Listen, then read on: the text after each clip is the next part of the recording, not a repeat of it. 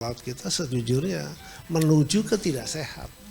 Kalau dia menuju ke tidak sehat, itu artinya ancaman buat kehidupan umat manusia. Kita memprotek lautan, ya, sumber daya kelautan dengan baik. Lalu kemudian kita harus juga inline dengan target target internasional, target daripada UN yang ruang-ruang konservasi itu mesti dijaga dengan baik. Kita punya target di 2045 harus bisa mencapai ruang konservasi itu bisa mencapai 97,5 juta hektar. Ruang konservasi ini mutlak adanya untuk kemudian harus kita jaga dengan baik. Kenapa demikian? Karena kita harus melindungi kehidupan spesies manusia atau umat manusia itu harus bisa tetap terjaga dengan baik. Budidaya yang harus kita tingkatkan. Karena budidaya itu lebih bisa dipastikan bahwa ikan-ikan yang dikonsumsi itu betul-betul ikan yang terjamin kualitasnya, ikan yang memiliki ketertelusuran yang baik, begitu ya. Dia dikasih jenis makanan yang tidak mengandung mikroplastik, begitu.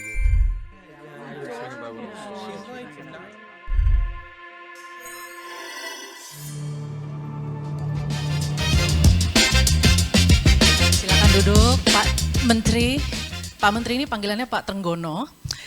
Nah, Pak Menteri ini sebelum menjadi Menteri Kelautan dan Perikanan Republik Indonesia, beliau pernah menjadi Wakil Menhan ya Pak ya di eranya Pak Jokowi, kemudian menjadi Menteri Kelautan dan Perikanan juga di era Bapak Jokowi, dan sekarang ini adalah periode kedua Bapak atau kali kedua Bapak menjadi Menteri Kelautan dan Perikanan. Iya, betul. Pak, ini oke, kita ngobrol-ngobrol sedikit ya. Bapak kan punya pilar ekonomi biru gitu ya, kebijakan ekonomi biru ke depan. Ya mulai dari kita tadi menghitung dan hati-hati mengambil ikan, infrastruktur yang perlu diperbaiki, terus kita juga bicara apa lagi?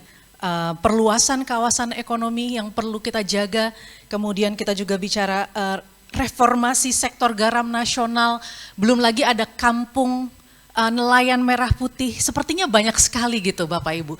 Yang perlu saya tanyakan ke Bapak, karena your task Bapak ke depan will be so tremendous and vast, just as vast as the ocean I would say. Bapak kira-kira apa yang menjadi fokus atau prioritas dari pilar kebijakan ekonomi biru di tahun ini dan ke depan? Iya, banyak sekali ya. Saya cerita dulu sedikit ya. Boleh dong. Iya.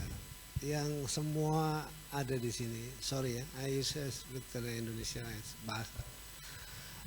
Yang berdiri di sini merasa nggak sebetulnya kalau kita menghirup udara ini masih ada oksigen, walaupun mungkin kalau kita cek di data oksigen kita itu merah, hijau atau dan sebagainya. Kalau di Jakarta rasanya sih udah merahnya agak pekat gitu ya. Ya terus. Ya, banyak sekali lah influence dari industri, sepeda motor, mobil dan lain sebagainya gitu. Oke, terus air yang kita minum dan tumbuhan yang masih tumbuh dan sebagainya itu ada nggak yang sadar bahwa itu semua sumbernya dari laut? Bayangkan kalau laut itu rusak. Nah, di negara yang mungkin subtropis barangkali Bapak Ibu bisa lihat kalau masih ada pohonnya hanya sejenis. Dan juga tidak variatif. Lalu kemudian tumbuhnya tidak bisa sesempurnanya ada yang di daerah tropis gitu. Ini sebetulnya adalah karunia Tuhan, karunia ilahi. Yang menurut saya ada jalur arus panas dingin yang hanya terjadi di wilayah Indonesia. Ya, secara saintis mungkin barangkali itu jalur itu orang-orang yang ada di ilmu yang pernah sekolah di ilmu kelautan perikanan atau di oceanografi ya, menurut saya itu yang bisa menjelaskan ini ya, jalur panas, jalur dingin air laut kita dan seterusnya itu memiliki itu adalah sebuah ekosistem sebetulnya. Lalu kemudian biota yang ada di dalam kelautan itu nggak pernah ada yang tahu seberapa besar, mungkin miliaran gitu. Ada yang mengatakan sekian ribu, sekian ratus ribu, ada yang sekian ratus miliar. Di dalamnya ada binatang-binatang kecil-kecil, ada alga dan lain sebagainya gitu. Ada ikan kecil, ikan setengah, ikan besar. Itu adalah sebuah ekosistem yang satu mata rantai. Nah, itu ceritanya kan begitu ya. Jujur pada waktu saya sebagai seorang pengusaha aja berpikir bagaimana saya melakukan usaha, lalu kemudian untung, selesai. Tapi kemudian ketika ditugaskan sebagai Wakil Menteri Pertahanan, saya belajar banyak kepada Pak Prabowo, sekarang Presiden Republik Indonesia, bahwa pentingnya swasembada pangan itu menjadi swasembada pangan dan energi ya, dan kesehatan itu menjadi penting gitu. Nah, ketika kita bicara pangan itu ada karbohidrat, ada lemak, ada protein. Di mana kekuatan kita? Ya, swasembada pangan, karbohidrat kita nggak kuat-kuat amat karena impor terigu kita kan besar ya. Kita termasuk pemakan mie nomor 2 terbesar di dunia setelah China. Rasanya perut saya juga kalau disodorin ada nasi dengan Indomie itu kayaknya lebih suka Indomie. Kayaknya baik yang sama di sini. Ya kan, dan kemauan selalu membawa pop mie dan seterusnya gitu.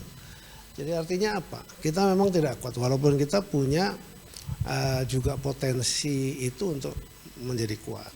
Kalau lemak kita sangat kuat karena lahan-lahan daratan kita dipenuhi dengan pohon sawit ya, perkebunan sawit yang menghasilkan CPO dan sangat besar ekspor kita keluar. Protein untuk hewani kita banyak impor. Kalau bulan-bulan puasa menjelang lebaran akhir tahun selalu diributkan dengan soal ketergantungan kita terhadap impor daging. Ya, kekurangan daging dan seterusnya. Padahal itu hanya di Jawa ya. Sementara kalau yang namanya protein perikanan, setelah saya 4 tahun lalu sebagai menteri, itu saya lihat bahwa kita cukup kuat di situ. Karena kita selalu surplus. Jadi ekspor kita lumayan, lalu import kita sangat kecil. Jadi kita selalu surplus. Itu yang terjadi. Namun demikian, produksi perikanan juga ada pada angka yang cukup signifikan ya, kira-kira sekitar 7,5 juta, lalu dari perikanan tangkap, kemudian perikanan budidaya kira-kira sekitar rata-rata di 5 sampai 5,5 juta ton.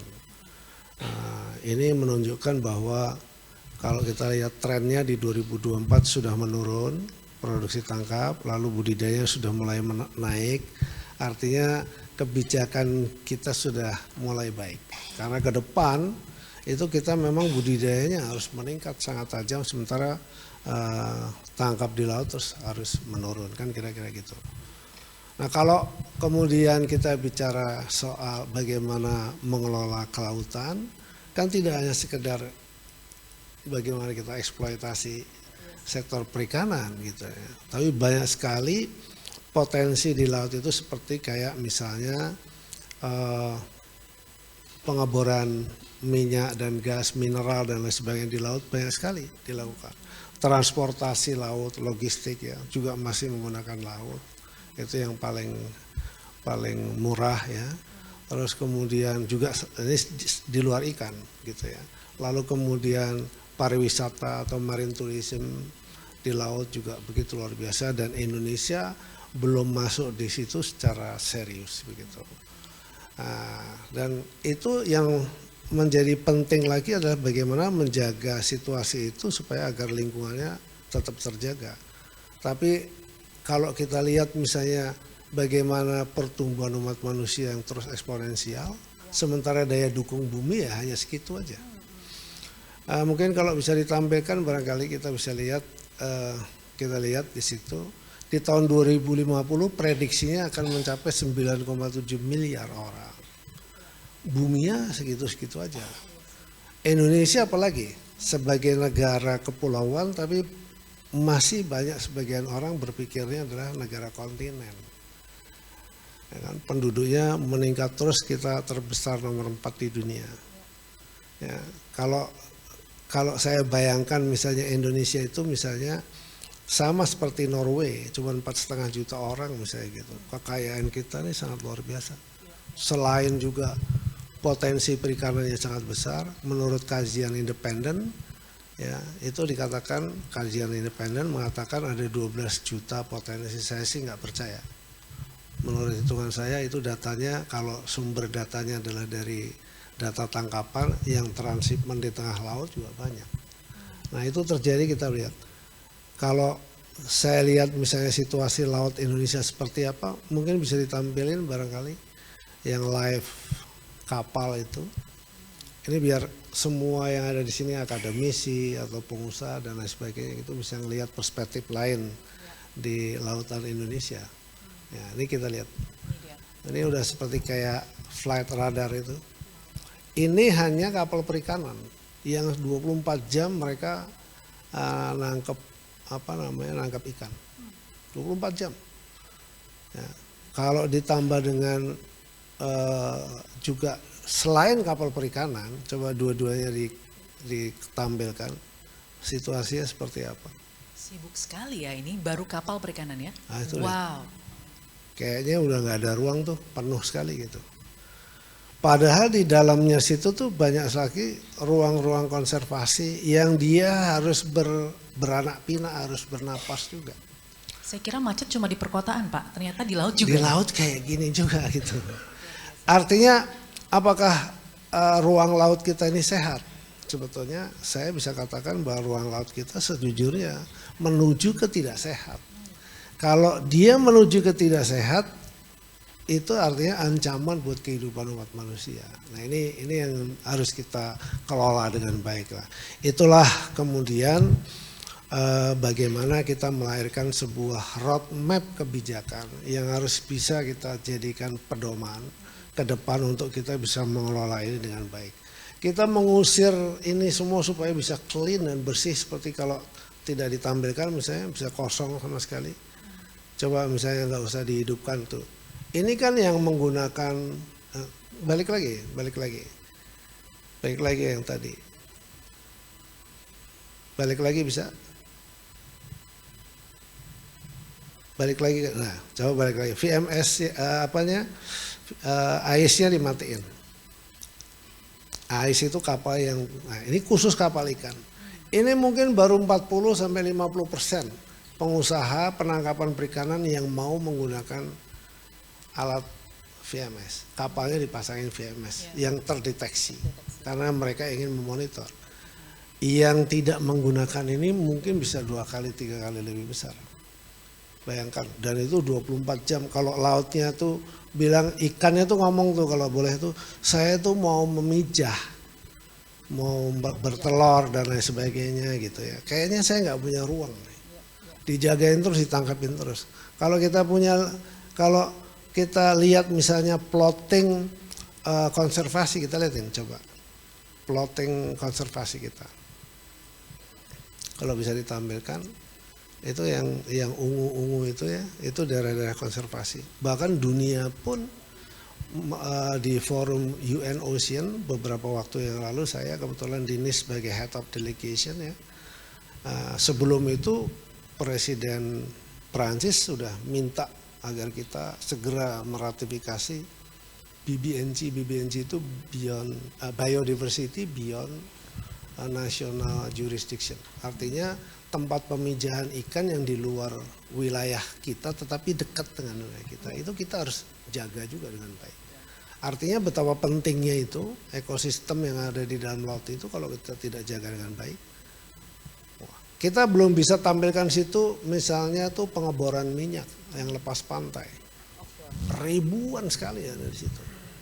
Ya, jadi kegiatan ekonomi sedemikian rupa. Tapi bukan berarti itu tidak ada peluang. Jadi itulah kemudian saya ditugaskan, background saya bukan situ, jadi belajar juga. Jadi saya guru-guru saya banyak, ini ada Ibu Tisi, ini backgroundnya oceanografi, ada Pak Nyoman, dia backgroundnya kelautan perikanan, ada Ibu Is juga kelautan perikanan. Ya, saya terima kasih kepada Pak Rektor, thank you for the chief of Blue Ocean ya. Saya bisa menyampaikan apa yang kita lakukan di sini, apa yang saya lakukan. Di internasional mungkin sudah banyak paham tentang kebijakan-kebijakan kita. Ya, mungkin bisa ditampilkan tuh 5 pilar kebijakan kita untuk masa depan laut Indonesia. Karena laut Indonesia punya peranan penting untuk iklim global. Nah, Ini dia Pak, lima pilarnya. Jadi bagaimana kita memprotek lautan ya, sumber daya kelautan dengan baik. Lalu kemudian kita harus juga inline dengan target target internasional, target daripada UN yang ruang-ruang konservasi itu mesti dijaga dengan baik. Kita punya target di 2045 harus bisa mencapai ruang konservasi itu bisa mencapai 97,5 juta hektar.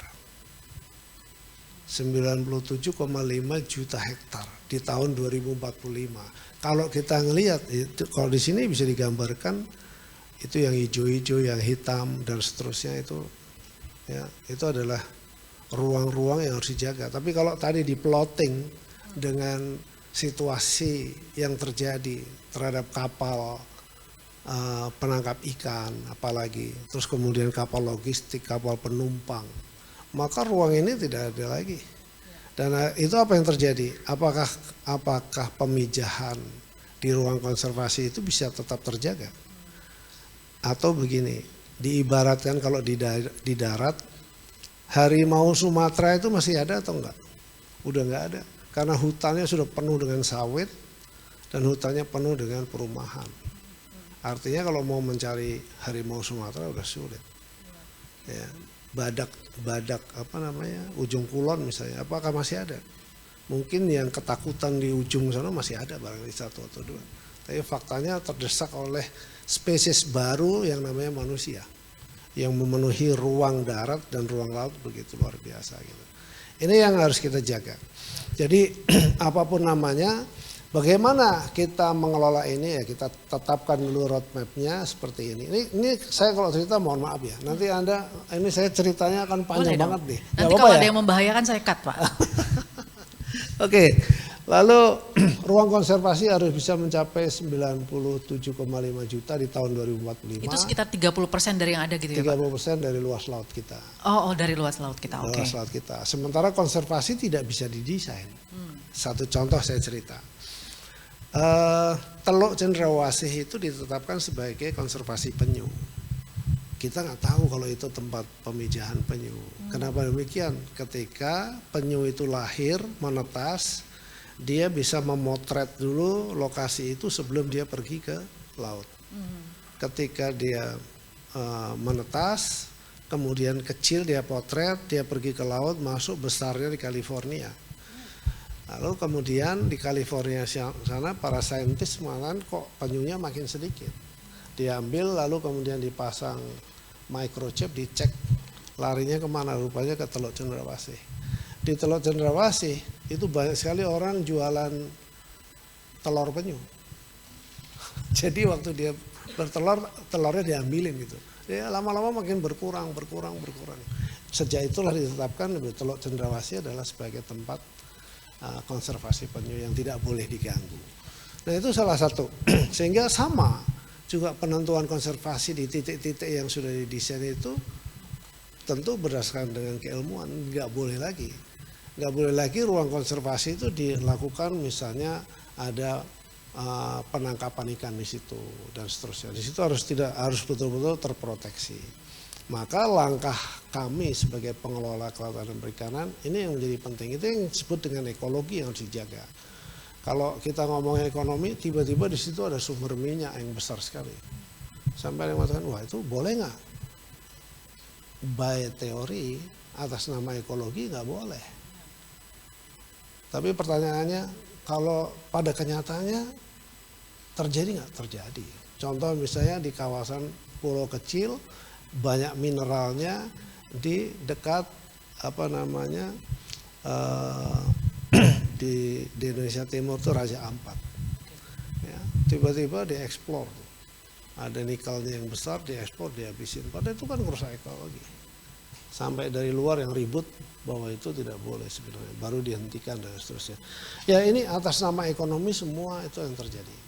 Maka kalau balik lagi ke 5 roadmap itu, ruang konservasi ini mutlak adanya. Untuk kemudian harus kita jaga dengan baik. Kenapa demikian? Karena kita harus melindungi kehidupan spesies manusia atau umat manusia itu harus bisa tetap terjaga dengan baik. Ya paling tidak dalam kurun waktu barangkali, nggak tahu saya. Apakah kita masih mampu menahan jumlah pertumbuhan umat manusia yang eksponensial itu di angka yang baik begitu. Nah, tapi untuk itulah itu banyak sekali regulasi-regulasi yang harus diturunkan dari konservasi itu supaya dia tetap terjaga. Yang kedua adalah ini juga sama, penangkapan ikan sebagai sebuah kebutuhan ekonomi juga, karena jumlah manusia yang besar. Ini juga harus dijaga agar dia lebih terukur. Tadi sudah dikatakan menangkap ikan jangan yang kecil dong, yang udah besar lah boleh ditangkap. Supaya yang kecil itu kalau dia besar baru boleh ditangkap. Artinya pada saat dia besar dia sempat memijah dan dia tumbuh lagi dan seterusnya. Yang terjadi adalah semua ditangkap kan gitu ya. Nah, ini sudah ada penetapannya tapi belum bisa dijalankan. Kenapa demikian? Karena untuk menjalankan ini regulasinya atau infrastruktur pendukungnya harus begitu kuat. Saya ketika pergi ke Jepang ketemu sama otoritas di Jepang sempat ditanya, Anda punya punya kebijakan yang bagus sekali soal penangkapan ikan terukur. Tapi kenapa Anda nggak jalanin? Saya katakan ya karena memang infrastruktur pendukungnya belum siap, padahal aslinya bukan itu. Tapi saya nggak bisa ngomong di forum ini. Oke, nanti tolong dibisikin ya Pak saya. Ya. Oke, yang ketiga kita akan geser. Jadi penangkapan yang bebas ini, berburu ikan di laut ini ke depan dalam 10-15 tahun yang datang betul-betul harus menurun. Tadi kalau kita lihat trennya sudah menurun, mudah-mudahan terus menuju ke penurunan. Tapi sisi lain kemudian budidaya yang harus kita tingkatkan. Karena budidaya itu lebih bisa dipastikan bahwa ikan-ikan yang dikonsumsi itu betul-betul ikan yang terjamin kualitasnya, ikan yang memiliki ketertelusuran yang baik, begitu ya. Dia dikasih jenis makanan yang tidak mengandung mikroplastik dan seterusnya dan seterusnya. Memang harus didorong ke arah sana. Lalu kemudian yang kedua, kalau itu adalah budidaya, kalau di Norway dia melakukan riset yang panjang, dia sangat concern cuma satu aja, yaitu salmon. Nah, kalau di Indonesia kita banyak sekali jenis ikannya, tapi yang jenis yang banyak itu sudah banyak juga dikembangkan oleh negara lain. Namun tropical fish yang lain, yang tempat lain nggak ada, itu kita harus kuasai. Nah, itu ada 5 komoditi yang punya value cukup signifikan. Nah, di sini ya ada udang, ekspor kita ini lumayan besar. Ekspor udang kita tuh di angka 1,6 sampai 2 miliar dolar setiap tahun. Jadi ini valuasi atau market size-nya kira-kira 64 miliar US dollar. Ini besar sekali. Lalu kemudian tilapia juga sangat besar. Lalu kemudian kepiting itu tidak ada di negara lain ya. Kemudian rumput laut yang kita belum eksplor dengan baik, kita masih jualan raw material, tapi kemudian ini menjadi opportunity. Jadi kalau di sini ada yang interesting untuk investasi di sektor kelautan, salah satunya kalau komoditinya itu adalah rumput laut, ya kita akan perkuat di sini supaya quality, delivery time-nya kuat, supaya hilirisasinya nanti bisa lebih kuat. Saya dengar-dengar rumput laut ini bisa jadi energi juga. Bisa jadi energi, bisa untuk farmasi, bisa untuk makanan dan seterusnya gitu. Dan yang terakhir lobster. Lobster ini kita punya budidaya yang sangat melimpah, tapi yang menikmati negara lain. Karena banyak sekali benihnya yang itu melayang ke negara lain. Betul. Yang valuasinya tuh enggak sedikit. Saya pernah studi itu kira-kira setiap tahun tuh 500 juta piece atau 500 juta ekor yang terbang ke negara lain itu, yang harganya kira-kira sekitar $2 per ekor. Jadi kalau $2 kira-kira 1 miliar dolar, 16 triliun gone, kira-kira begitu. Nah ini juga harus kita jaga. Dan kemudian tantangan berikutnya lagi adalah pulau kecil dan pesisir. Ya. Nanti saya mau jelasin satu dua orang itu saya jelasin lagi turunannya langkahnya apa gitu. Itu bagaimana kita menjaga pulau-pulau kecil tadi supaya tidak, itu kan sekarang ribut tuh dijual pulaunya ya, di website di internasional, terus kemudian menjadi polemik di sosial media dan seterusnya. Gimana kita bisa monitor itu, lalu kemudian bagaimana kita juga bisa monitor degradasi terhadap pantai atau pesisir, karena juga degradasi di sini itu menjadi penting untuk dijaga. Kenapa? Bisa jadi itu adalah ruang-ruang konservasi, tapi kemudian dia berubah fungsi menjadi wilayah-wilayah properti dan seterusnya atas nama ekonomi. Dan yang terakhir yang menjadi concern dunia adalah soal plastik di laut. Ya, jadi marine waste ini kan banyak sekali, tapi khusus untuk plastik itu menjadi perhatian. Kenapa? Setiap hari miliaran ton yang diproduksi untuk kepentingan segala macam, termasuk buat air minum ini dan seterusnya. Waduh, iya. Ya. Nah, lalu kemudian kembalinya lagi tidak di recycle. Untung saya bukan plastik, Pak. Hah? Untung yang saya bukan plastik. Ya ini salah, nggak tahu nih Itu, saya dikasih. oh itu yang kaca, ini. oh ya Salah. bagus. Mungkin 20% 30% di recycle, tapi selebihnya adalah jadi sampah plastik di laut yang itu kalau menjadi mikroplastik sangat berbahaya buat kehidupan manusia. Demikian kira-kira. Oke, tadi Pak Menteri udah cerita panjang lebar mengenai 5 pilar ya. Kalau boleh saya simplify boleh nggak Pak? Biar pada ingat dengan gampang, Bapak Boleh Ibu banget. sekalian. Ingat aja KIBAS. KIBAS itu yang pertama K, kawasan konservasi laut diperluas. Oke. I, ikan ditangkap secara terukur dan berbasis kuota. B, budidaya berkelanjutan di laut, pesisir dan darat. A, awasi dan kendalikan wilayah pesisir dan pulau-pulau kecil. Dan terakhir S, sampah plastik dikelola dengan gerakan partisipasi nelayan gitu ya, KIBAS ya. Biar ingatnya gampang nih. Oke, Pak Trenggono udah cerita panjang lebar. Tadi banyak sekali kan potensi Pak. Saya dengar, ini correct me if I'm wrong ya Pak ya, 280 miliar dolar dari blue economy di Indonesia, bahkan mungkin lebih dari itu. Tapi kemudian tantangannya banyak, mulai dari financing, literasi, apakah orang-orang di pesisir, apakah kita semua sadar bahwa kita punya that superpower, bahwa kita punya potensi blue economy yang luar biasa gitu ya. Kemudian belum lagi tantangan lainnya. Nah, kalau boleh dikasih tahu nih Pak, salah satunya tadi yang Pak Trenggono sempat cerita itu mengenai ikan yang akan dijadikan unggulan gitu ya secara nasional. Saya tadi sempat bicara juga sama Bu Ana, katanya ada yang namanya nila salin. Nah nila salin ini saya dengar lebih gurih daripada nila biasa gitu Pak. Coba tolong diceritakan Pak, ini gimana sih ceritanya untuk menjadikan nila salin ini unggulan baru? Mungkin ini juga belum dimiliki oleh negara-negara lain seperti yang tadi Pak Trenggono ceritakan gitu ya. Gini, sebelum itu, ini kalau ada pelaku industri perikanan pasti kan ada hal yang berkecamuk ya. Kan penangkapan di laut itu sampai hari ini kan masih menjadi tujuan utama. Jadi saya tuh dulu di masa 4 tahun yang lalu tiap bulan tuh selalu di demo. Gitu ya. Karena kita keluarkan satu regulasi baru itu sangat bertentangan dengan mereka. Contoh misalnya menangkap nggak boleh lagi dengan alat tangkap yang tidak ramah lingkungan. Contoh misalnya begitu. Beberapa waktu yang lalu ini pasar rajungan di Amerika itu otoritasnya Amerika langsung menyurati kita bahwa mereka nggak mau lagi mau beli rajungan dari Indonesia karena ditengarai bahwa cara penangkapannya tidak ramah lingkungan. Tapi kita sudah punya regulasi untuk itu. Tapi ketika kita implementasikan masyarakatnya demo, kami mau makan apa dan seterusnya dan seterusnya. Dia doesn't care dengan soal ekologi. Dia nggak peduli ekologi, pokoknya saya harus karena urusan perut ya Pak, ini makan gitu ya. Nah, itu karena tumbuhnya manusia yang eksponensial tuh pasti ancaman ekonomi, ya ancaman ekologi. Karena itu adalah semuanya ekonomi. Ini rebutan orang yang ingin bekerja di sektor penangkapan.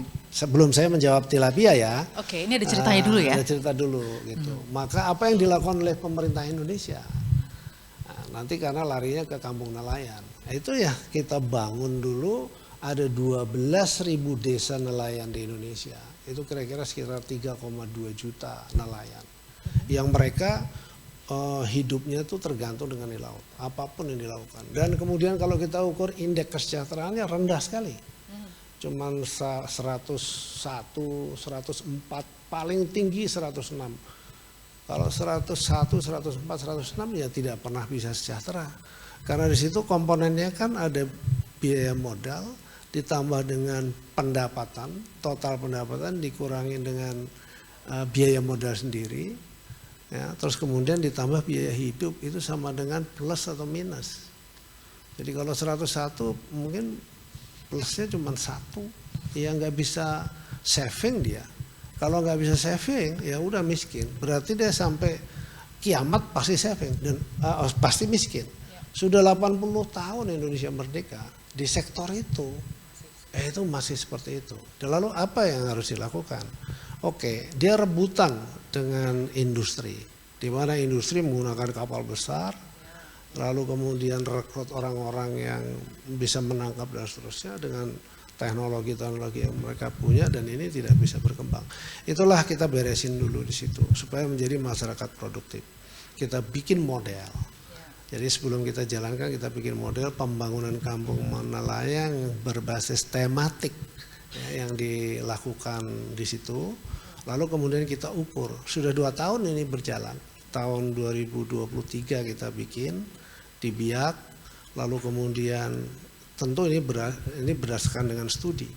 Dari studi itu kita implementasikan, lalu kemudian telah terjadi kenaikan produktivitas mereka mencapai dari pendapatan mereka kira-kira tangkapannya itu 500 kilo naik menjadi 1,2 ton. Jadi kira-kira sekitar 121% kenaikannya. Jadi kalau Pak Presiden pada waktu mengatakan menginginkan 0 kemiskinan dan tumbuh 8%, dan yang disentuh itu adalah di level grassroots di bawah, ya ini menurut saya pasti bisa tercapai. Dan ini yang kita lakukan, sehingga kami membuat dulu model, dan model ini hasilnya positif. Kita uji lagi dengan 100 titik di tahun 2025, sekarang under construction. Dan kalau ini nanti bisa berhasil dengan baik, Presiden minta ini dibangun lagi kira-kira sekitar 1.000 atau 2.000 dan seterusnya sampai memenuhi seluruh kampung lain. Bisa kebayang nggak? Nih kalau investor-investor dengar ini selalu berpikirnya pasti mesti advance. Kan ada marketplace, yang muda-muda bikin marketplace. Nanti di situ ada produk-produk unggulan di setiap kampung nelayan kan, gitu. Bahkan ada pemain besar sekaligus dia juga melakukan hal yang sama karena dinilai ini adalah efektif, maka mereka dengan investasinya membangun di situ, gitu, ya kan? Itu yang dilakukan. Ini satu, dan ini ada menjadi target kita. Makanya kalau dibilang, waduh sibuk sekali, ya itu harus dilakukan. Yang kedua, pembangunan budidaya tadi yang saya sebut. Nah, ini ya, budidaya kita tentukan ada 5 komoditi. Juga kita buat model dulu. Yang pertama nila salin, ada 78.550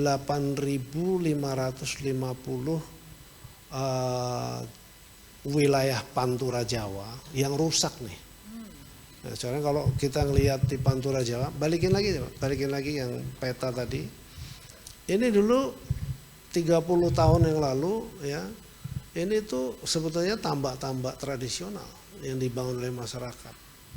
Nah kemudian kita lakukan modeling dengan environment yang ada, environment seperti apa, seperti itu kira-kira jenis ikan apa yang bisa bertahan dan seterusnya. Dan kemudian mereka dan ikan itu memiliki value atau nilai pasar yang tinggi, ya kita pilihnya tilapia itu. Sebetulnya itu modifikasi dari nilai yang di darat, yang di air tawar, kemudian dimodifikasi supaya dia bisa hidup di air payau. Nah ini yang kita lakukan dan berhasil dengan baik. Maka di periode yang akan datang ini, sekarang dimulai, itu akan dibangun 20.000 hektar dalam konteks untuk revitalisasi satu sisi, tapi sisi yang kedua kita harus bisa menjadi juga world player juga dong, gitu. Masa ikan nila Cina yang paling hebat gitu Ya, kan, ya, harusnya ya. kita yang paling hebat, itu salah satunya gitu. Keren. Oke. Terima kasih Pak Trenggono, Pak Menteri. Saya ingin mengajak Bapak Ibu semua di sini untuk berdiskusi langsung. So I'd like to invite everyone to have discussion. You can ask questions, boleh bertanya langsung kepada Pak Menteri. Silahkan kita akan coba jawab ya Pak Menteri ya. Apakah mungkin kita buka dulu satu sesi? Siapa yang mau bertanya boleh acungkan tangan saja. Iya, sudah ada Mbak di sini. Boleh sebutkan dari mana Mbak dan pertanyaannya apa? Nanti kalau ada lagi saya coba tampung dulu ya. Selamat sore Pak, perkenalkan nama saya Charlene dari Econexus AI.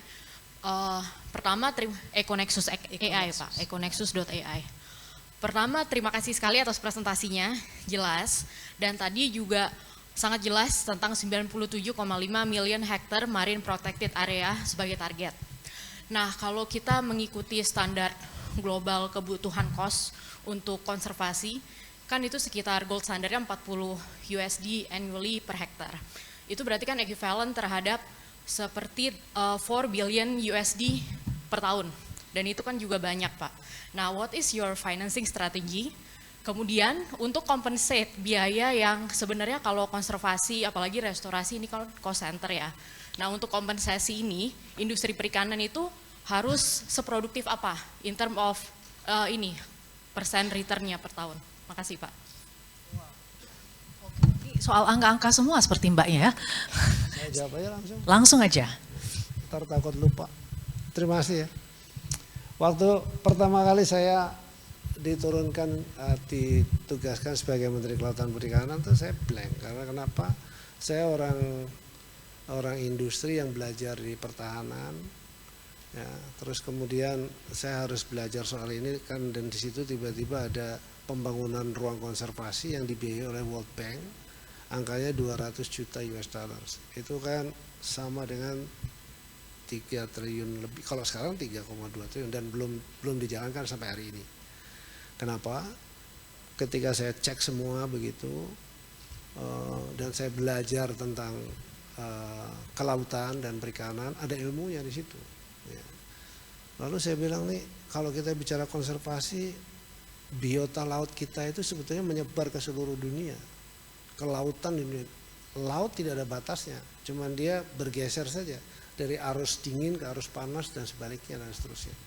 Nanti kalau sampai ke Eropa sana di Kepulauan Faru baru dia berubah deh dan seterusnya itu ya, karena itu arus dan itu ada ilmunya. Dan kita bersyukur Indonesia menjadi satu ruang yang sedemikian rupa, dan menurut saya itu adalah karunia dari Tuhan gitu. Dan kita hidup di sini, artinya betapa kayanya kita. Saya bilang sama World Bank, ke depan saya nggak mau ngutang. Kalau enggak mati bareng aja. Oh iya dong. Karena kalau saya harus ngutang, saya harus mendevelop konservasi, dan itu kepentingannya untuk seluruh umat manusia di dunia. Masa saya yang nanggung sendiri? Nah, itu nggak bisa dong. Terus yang kedua, kenapa isi daripada hutang kita itu isinya itu adalah pemberdayaan. Di satu titik yang akan dibangun itu ada 75.000 orang. Perutnya lapar tuh. Kalau cuman kita kasih ajarin proposal dan seterusnya dengan biaya ini, nggak akan jadi apa-apa. Saya nggak mau implementasiin. Kaget dia. Yang kedua, saya harus punya teknologi. Sekarang zamannya udah sangat maju, yang bisa memonitor kira-kira terjadi degradasi atau enggak terhadap seluruh konservasi area itu. Nih mohon maaf, mungkin saya orang pertama jadi menteri yang sampai ke detail gitu ya, bukan agak narsis sedikit lah gitu. Mungkin Ibu Tisi bisa menjadi saksi gitu. Ya. Bahwa saya agak narsis sedikit boleh lah, boleh ya Tis. Ya, karena mereka yang memang dari lahir di KKP ya istilahnya gitu, di kelautan perikanan, nggak terima aja gitu. Kalau saya nggak mau, saya tolak. Akhirnya mereka maunya apa? Saya mau, oke, kalau saya utang, satu, ini harus ada yang namanya dipisahkan menjadi ada dana bergulir, yang setelah kita edukasi masyarakat pesisir, masyarakat di wilayah konservasi itu, dia bisa beralih menggunakan dana bergulir itu untuk kepentingan ekonominya dia. Yang kedua, ada juga biaya yang di-apply untuk memonitor, ada teknologi yang di-apply di situ untuk memonitor seagrass-nya atau padang lamunnya terjadi degradasi atau enggak. Kalau terjadi degradasi atau kerusakan berarti ada intervensi di situ. Nah, lalu kemudian terumbu karangnya ada yang rusak enggak? Kenapa rusaknya? Misalnya termonitor di situ karena penyelaman dan seterusnya yang masif, karena marine tourism dan lain sebagainya. Enggak bisa. Dan itu harus terreport dan terreport gitu ya. Yang lalu kemudian kita bisa lakukan tindakan. Karena ruang konservasi itu nice banget. Ya, menjadi satu zona pariwisata, marine tourism dan lain sebagainya. Atas nama ekonomi loh. Ya enggak? Jadi kalau tadi Anda nanya tuh good question tuh menurut saya. Butuh berapa billion US dollar untuk mencapai 97,5. Unlimited. Jadi jawabannya cuma satu. Manusia di seluruh dunia, kamu juga mesti ikut mikirin bahwa membangun konservasi itu adalah menyelamatkan kehidupan. You do it, we are together. Gak bisa untuk saya sendiri. Akhirnya alhamdulillah tuh satu, keluarlah sistem namanya coral bond. Masih kecil tapi at least ini udah menjadi isu rame. Dan kemudian ada lagi yang namanya debt swap. Jadi hutang negara dikompensasi dengan pembangunan konservasi. Ya ini terjadi di zaman saya, makanya saya narsis dulu dikit lah, ya gitu. Kalau di internasional cukup lumayan dikenal lah saya untuk paling serius menangani soal ini gitu. Terus kemudian yang kedua, gimana investasi di sektor kelautan perikanan kenapa nggak tumbuh? Mohon maaf nih, memberikan kepercayaan ulang kepada investor di luar itu tidak mudah ketika sebuah kebijakan dijalankan salah cara menjalankannya. Jadi public policy itu ada ilmunya. Kalau asal bikin kebijakan begitu dia dituangkan itu kemudian menyebabkan ketidakpercayaan yang sampai hari ini itu yang namanya investasi kecuali pengeboran di laut itu sulit sekali gitu. Ya. Dan ini salah satu juga sampai ada yang dari perusahaan dari Amerika, saya sekarang yakin nih, tapi kalau Anda diganti nanti gimana? Nanti ada menteri lagi yang lain gitu tiba-tiba bikin kebijakan yang aneh-aneh yang pernah katanya gitu, saya menuduh lah siapa ya, tapi yang pasti itu yang terjadi yang kita alami. Nah, jadi be careful ya, membuat sebuah public policy karena ini Sampurna University, mestinya ada nih ilmunya nih. Public policy itu harus dihitung bener. Saya terpaksa saya sambil sebagai menteri saya kembali ke kampus lagi untuk belajar juga tentang public policy itu seperti apa. Jadi itu jawabannya. Jadi artinya masa depan, ke depan bagaimana membangun konservasi itu kita selalu bicara di UN, kita bicara bahkan nanti tahun depan kita mau bikin Ocean Impact Summit ya. Itu salah satunya akan kita ngundang peneliti-peneliti dunia, juga kita ngundang negara-negara, investor dan sebagainya, bankers gitu ya. Untuk kemudian ikut mulai memikirkan bagaimana supaya tidak terjadi degradasi terhadap ekosistem atau ekologi Indonesia. Begitu. Oke, terima kasih. Kita berikan tepuk tangan dulu untuk jawaban dan juga pertanyaannya Mbak. Terima kasih banyak. Memang inilah untungnya kalau punya Pak Menteri yang selalu berhati biru, selalu mikirkan lautan gitu kan, tapi juga mikirin ekonomi alias cuan. Plus sedikit narsis gitu kan, jadinya bisa jalan gitu kan, bagaimana memikirkan supaya kita menjaga laut tapi juga Indonesia boleh ada di garda depan tapi kita tidak bisa jalan sendiri.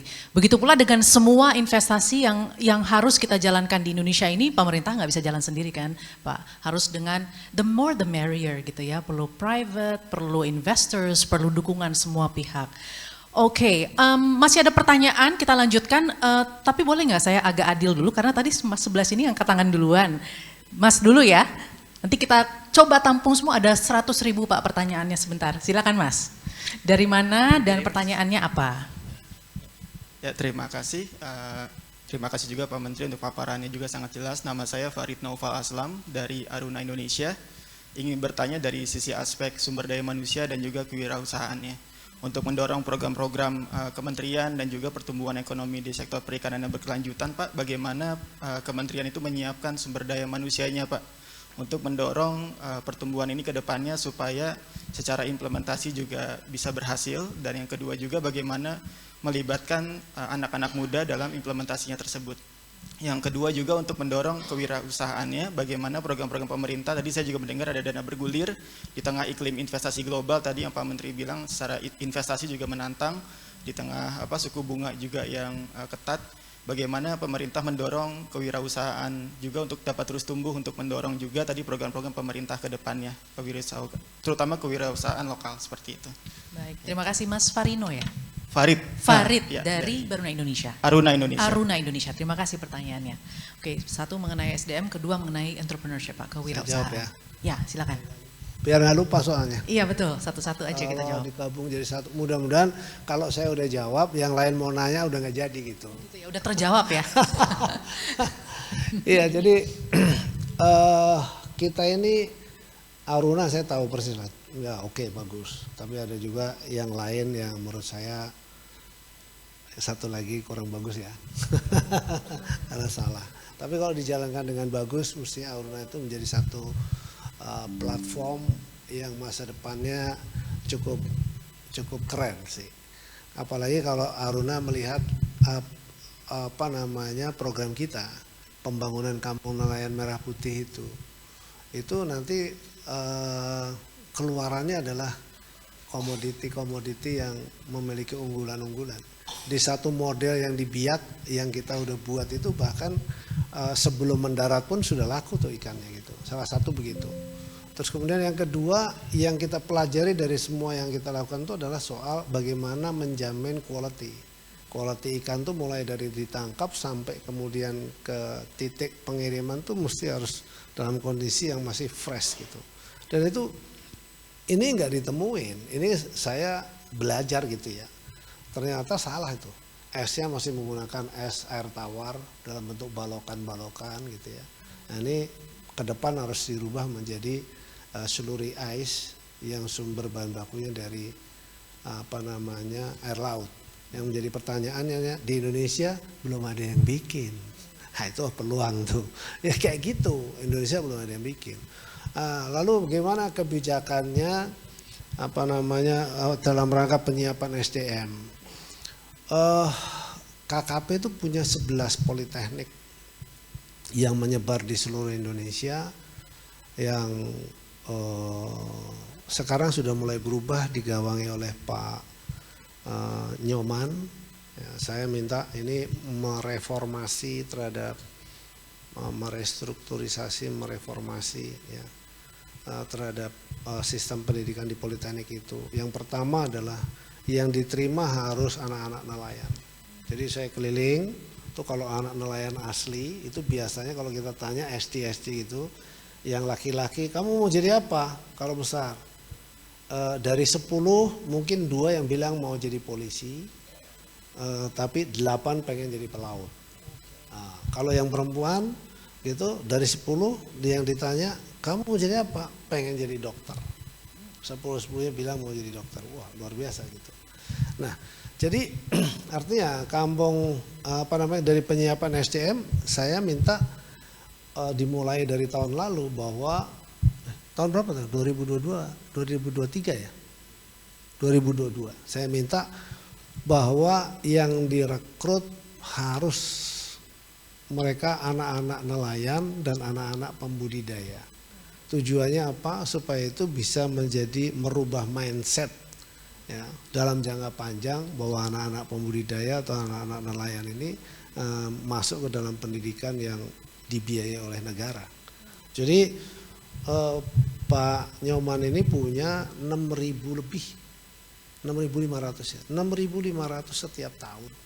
Setiap tahun 2.000-an lebih ya, 2.100-an kurang lebih itu diluluskan dan itu menyebar kemanapun. Ada yang kemudian jadi entrepreneur di sektor perikanan, ada juga yang kemudian jadi pegawai negeri, ada juga yang kemudian mereka bekerja di kapal-kapal di luar dan seterusnya. Jadi kalau untuk penyiapan SDM kita terus melakukan update terhadap perkembangan baru, tapi tentu ke depan akan kita arahkan ke dalam ke dalam pembentukan industri-industri yang baru. Nah, gimana untuk melibatkan generasi muda? Nah, di sini kita punya tantangan banyak. Contoh tadi ada kebijakan yang ketiga adalah soal bagaimana kita meningkatkan kita memiliki satu kompetensi yang unggul di bidang penciptaan produk unggulan melalui budidaya. Ya. Kalau di Jepang budidaya itu banyak sekali dilakukan. Kalau di Norway terkenal dengan salmon, bahkan di Eropa banyak sekali negara-negara di Eropa itu ikan-ikan itu hampir 10 bilang budidaya luar biasa. Di Cina itu produksi budidaya sampai 60 juta ton. Perikanan tangkapnya mungkin cuma sekitar 2,5 sampai 3 juta ton. Nah, di Indonesia masih 5,5 juta ton dan itu ikannya tuh menyebar kecil-kecil gitu. Ya, yang belum stabil. Contoh misalnya, kita negara muslim tapi kita tidak bisa mengekspor patin ke negara Arab. Bahkan patinnya itu yang ekspor adalah dari Vietnam. Bayangin, sekali waktu saya bicara ke mereka, kenapa sih kita negara muslim loh, Vietnam kan bukan muslim. Kok kamu terima ya? Karena kualitasnya dia jauh lebih bagus dibandingin kita. Kita banyak sekali tidak standar. Nah, ini yang kita benahi sehingga kemudian peluang bagi anak muda untuk kemudian masuk secara serius. Jadi membangun sebuah industri ya yang serius itu tidak bisa lagi sekali langsung jadi, nggak bisa. Aruna butuh waktu yang cukup panjang melalui platform. Tapi sekarang eranya menurut saya Aruna mulai bekerja sama nanti dengan kampung nelayan. Jangan sampai kemudian pemain besar yang seperti sekarang ini terjadi yang mereka masuk di situ. Di kampung nelayan bukan salah negara tentu. Jadi anak muda banyak sekali peluangnya. Terus kemudian pakan ikan. Pakan untuk kepentingan budidaya itu 100% boleh dibilang. Kalau saya bilang misalnya tidak 100%, faktanya adalah ya udahlah 99% impor. Nah, kalau itu misalnya itu kan sebuah peluang yang besar untuk dilakukan. Itulah kemudian kita membangun satu ruangan budidaya ya, yang bentuk modeling skalanya industri end to end begitu dan skala besar. Ini yang diperintahkan oleh Bapak Presiden dalam rangka memenuhi kebutuhan protein Indonesia. Kenapa begitu? Kenapa harus besar? Ya kalau nggak skala besar, aja modeling kecil-kecil nggak akan jadi apa-apa. Gitu. Oke, terima kasih Pak Menteri. Mudah-mudahan tadi menjawab ada juga apa insight mengenai industri dan juga peluang-peluang. Mudah-mudahan ini bisa jadi ide untuk kewirausahaan juga ya Pak Menteri. Boleh kita mungkin buka 2 pertanyaan lagi ya. Oke, satu dari sini ya biar adil ya. Gimana?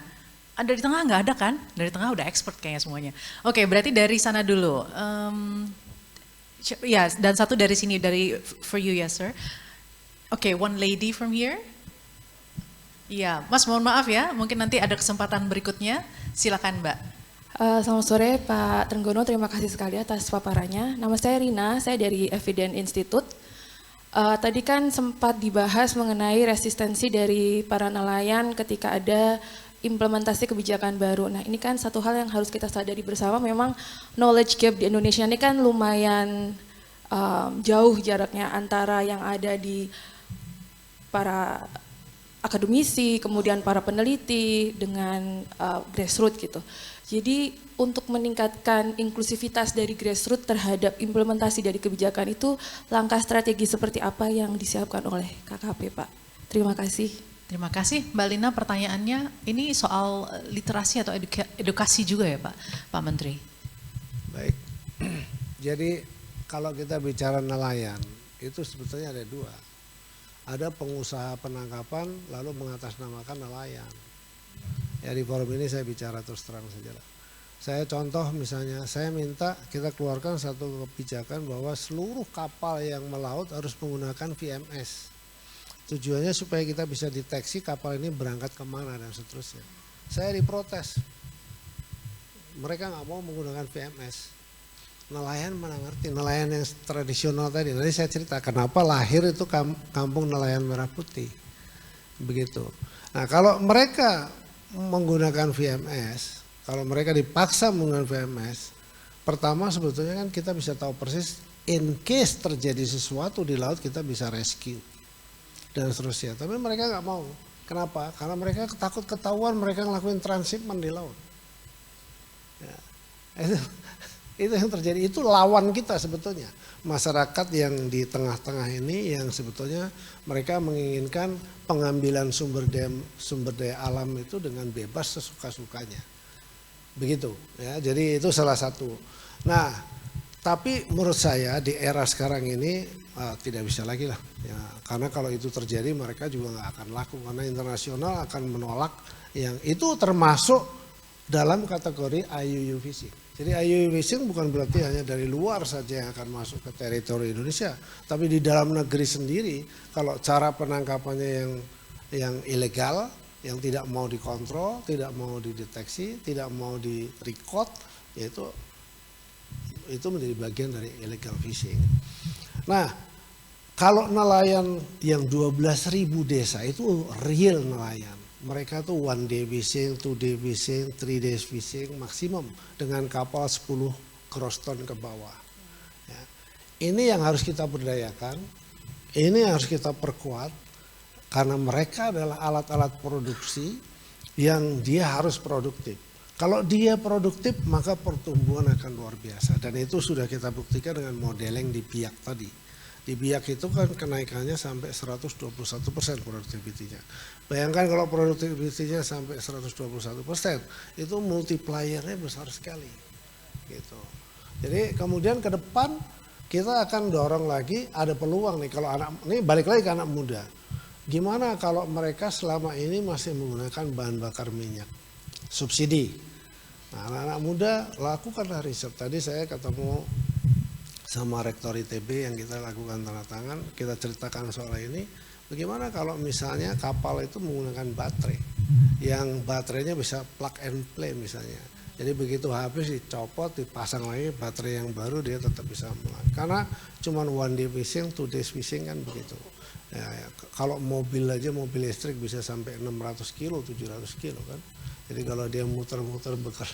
Ini electric boat ya, bukan electric vehicle. Electric vehicle juga sih. Ya, electric boat. Jadi menurut saya di negara-negara seperti di Eropa, di Denmark, di Swedia sudah menuju ke sana.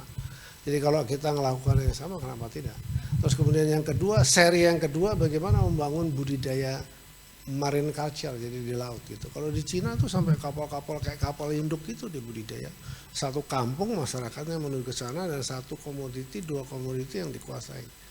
Nah, ini yang saya kira yang harus dilakukan ke depan begitu. Nah, kalau sekarang ini saya bersyukur dengan Bapak Presiden sangat strong, sangat kuat begitu ya. Hampir tidak ada demo nih. Ya. Jadi kebijakan kita lakukan misalnya nanti kita minta supaya menggunakan VMS seluruh kapal dan supaya bisa komonitor dan sebagainya, nggak ada demo nih. Kelihatannya seperti ada tugas dari Bapak Presiden untuk kita memodernisasi kapal perikanan. Jadi modernisasi itu artinya merubah kulturnya, kultur penangkapannya harus digeser, gitu ya, dengan kapal lebih modern dan seterusnya yang jumlahnya ribuan. Baru ngomong aja kalau dulu, sudah di depan kantor saya udah banyak sekali gitu. Sekarang kita mau bangun kapal 1582 dalam rangka memodernisasi.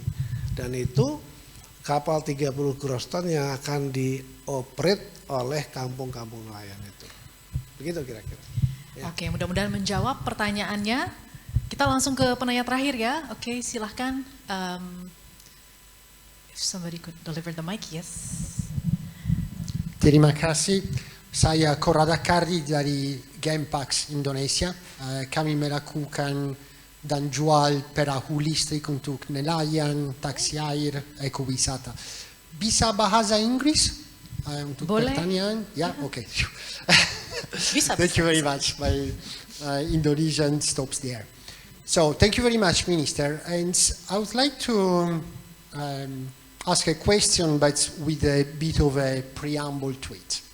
So, when we talk about the Indonesian fishing sector, we're talking of let's say 1.1 million registered boats and about 2 million estimated, with a lot of CO2 emissions every year. The Indonesian government spends billions of dollars importing oil that then, through fuel subsidies, literally brings a lot of money to go up in smoke. In the slide showed before about the harmonization of the blue economy with the, let's say, natural ecosystem and habitats, there was something which I believe was missing, which was the electrification of the boat. Now, in China at the moment, electric mobility and marine electric mobility is starting to really make huge impacts. Is there, so I can finally come to the question, is there anything in the Indonesian government's policies that is heading towards an electrification of the marine sector with subsidies that will replace the fuel subsidies, for example, to go towards helping the fishermen with the initial capex? Because clearly what we know with electric systems is there is a high cost of entry points, but then the operating expenses can help bring a lot of the fishermen out of the poverty threshold. Thank you very much. Your name again, sir? Corrado Accardi. Corrado Accardi, I'm Italian. Accardi, you're Italian. Thank you I very live much. here, but I'm Grazie. Italian. Thank you. Okay. Thank you, Corrado. I think I need you come to my office and discuss with my staff. So we want to try that for our fishermen. It's not easy to change, right? But yes, of course, we will give them also for the subsidized for that one. So we already make it a memorandum of understanding, something like that, with Ministry of Dikti, apa namanya? Menristek, ya, Mendikti, ya, higher education, Mendikti, ya, to do with the research of electricity for the vessel boat, right? For the vessel fishing. Yeah. So if you have that one, I think come to my office to we will discuss and then we try. If success, so it's no problem. We will make it the new regulation for the subsidies for that. Thank you. Thank you very much. Well, I believe you will be involved in more deeper talk with the minister, but that was very timely because Indonesia has very aggressive target on net zero as well. So, dan kita tadi baru aja bicara ya soal itu, Pak. Jadi pas banget gitu. Oke, sudah banyak yang kita bicarakan. Kita baru di surface sebenarnya. Kalau tadi saya bilang ini vibe-nya kayak laut, kita di dalam laut, dalam laut yang masih ada mataharinya. Tapi kalau deep under, it's very dark. Mungkin Pak Trenggono udah pernah masuk ke dalam. Kita mudah-mudahan punya waktu lagi ya Pak untuk ngobrol lebih jauh lagi. Tapi intinya adalah ternyata mengubah Indonesia untuk bisa menjalankan kebijakan ekonomi biru ini tidak bisa instan. Kita harus mengubah paradigma, kita harus mengubah habit. Dan mudah-mudahan kita sudah on the right track karena sudah banyak perubahan yang terjadi dan people's mindset have already changed little by little. Yang kita inginkan adalah mereka yang ada di pesisir pulau yang paling terpencil pun mereka sudah terliterasi dengan baik apa itu kebijakan ekonomi biru dan mudah-mudahan biru dan cuan yang kita bicarakan ini menyentuh seluruh rakyat Indonesia termasuk mereka yang ada di pesisir. Terima kasih banyak Pak Menteri untuk obrolannya dan juga pertanyaannya. Dan untuk merap up obrolan kita, diskusi kita, we have an expert, we have the CEO of Blue Ocean Global Network, Dr. Robert Bong, who will wrap up our discussion today and also give a little bit of token of appreciation to the Minister of Marine and Fisheries of Indonesia. Let's have you on the stage.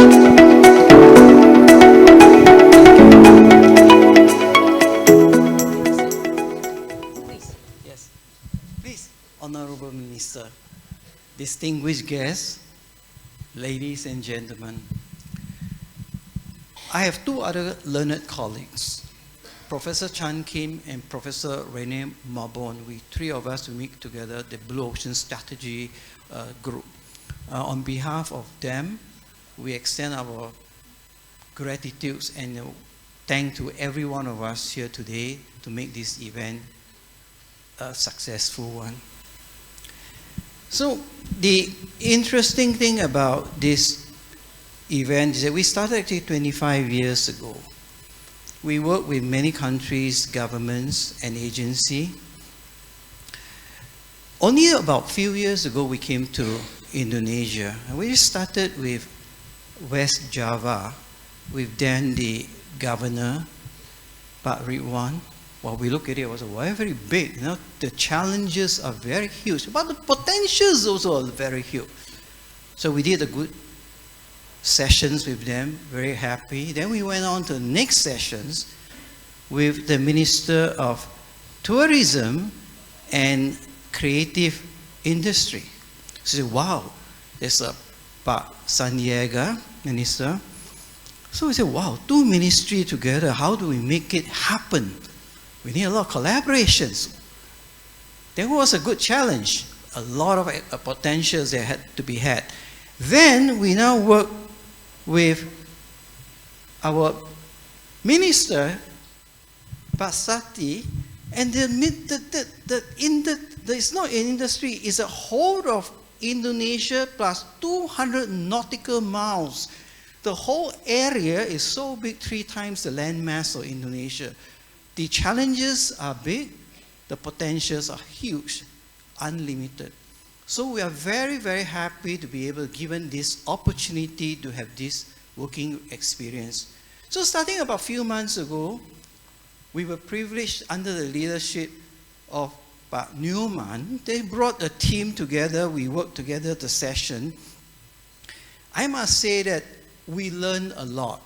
Every time we work with any government for the last 25 years, the deal was that we shared with them our methodology, our concept, and they will work with us, and we also share with them what we have learned progressively working with other government, other agencies.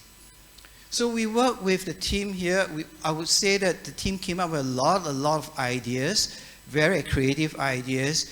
And one thing we shared with them when we asked, what can we take away from all these sessions in 25 years? I would say that, you know, all the countries, they have their challenges, different opportunities. But one thing is very common across every country, across time, is execution, implementation. Very good strategy without implementation, very good policy without implementation is no policy. So I was very glad, you know, even though I was trying very hard to understand the presentation in Bahasa Indonesia, I managed to get this gentleman here starting to ask about education, ask about training, he talked about mindset. In fact, that is the essence that we have learned over 25 years working with all government, all agency, that policies will come out to better the life and livelihood of the people. Yes, execution is very interesting. In fact, we learned the execution from, you know, from unicorn. You know what's a unicorn? A startup that become a valuation of $1 billion US. Their vision never changed, but their execution, they pivot. And more importantly, they do pilot. And more importantly, they win the heart and mind of the people, of the stakeholder, by small step at a time through education, through mindset. That's what we learn. And we are very happy we shared this learning with the team. And I'm very confident after hearing our Honorable Minister, even though I couldn't understand Bahasa Indonesia, but I looked at the chart and said, wow, that is an extensive and ambitious project. My only thing that I would like to leave it here is that